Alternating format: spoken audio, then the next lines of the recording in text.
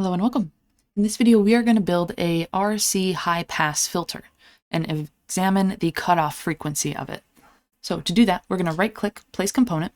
We'll go in to grab our source. We can grab an AC power source. That's going to give us a VRMS voltage out.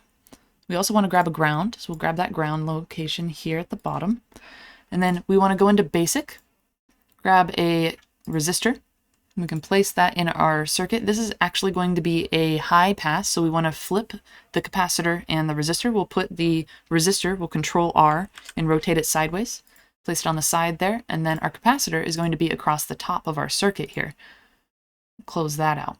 And we can connect that up in series. We'll do our voltage to our capacitor, capacitor to the resistor, and then the resistor goes all the way back to our negative terminal and ground.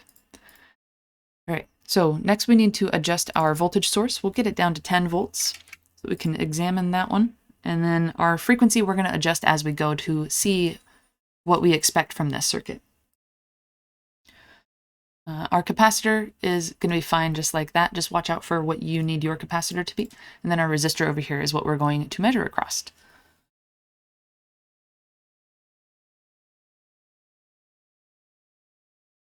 So in this case, we can plug in a multimeter, and that was going to allow us to see the impact of the voltage drop across the resistor and what the capacitor is actually doing there. So let's grab out a multimeter that's at the top right-hand side, or simulate instruments, and the very top one, there's your multimeter. This one measures in VRMS, so it's really important that you have a VRMS source so that you can directly compare those two. So we'll connect this one across our resistor, at the top of our resistor and the bottom of our resistor, or ground. And then when we double click on this, we'll switch it to AC voltage so that we can read that AC waveform there. So when we hit play on this, we see that we have 3.538 volts across our resistor, right? This is a low frequency of 60 hertz.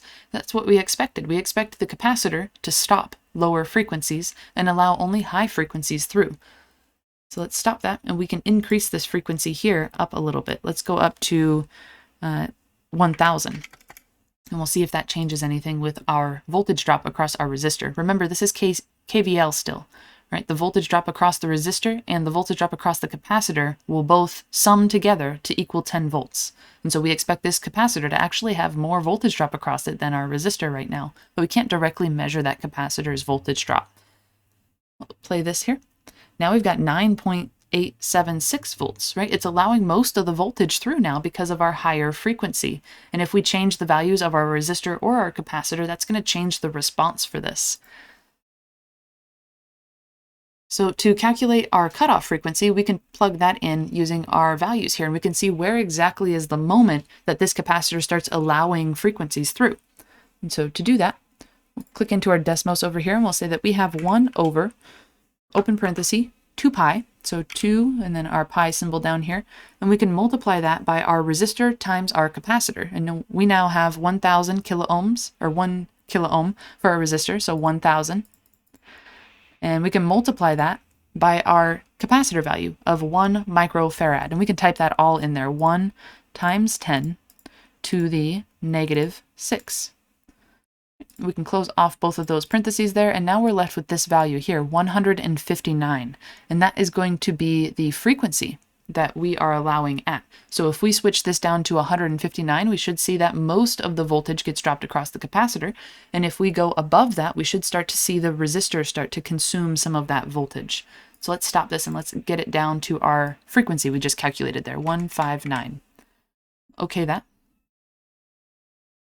And so it does have voltage drop, and if we lower below this frequency here, let's stop it again, and we'll double click, and we'll go below this frequency, say 100. Okay, that, and we should see a more drop across the capacitor, right? So the capacitor is consuming some of that frequency that we let through, and if we run it all the way up higher, say back up to 10,000 or 1,000 even was allowed through pretty readily, we can hit play on that, and we can see we get almost all of the voltage drop across our resistor because our capacitor really likes the high frequencies, right? Inductors like low frequencies, capacitors like high frequencies. And we can adjust the response that we get from our capacitor and our inductor using our resistor or using the capacitors. We can change the value of the capacitor, and both of them will have an impact on what frequency we cut off at. Okay, let us know if you have any other questions.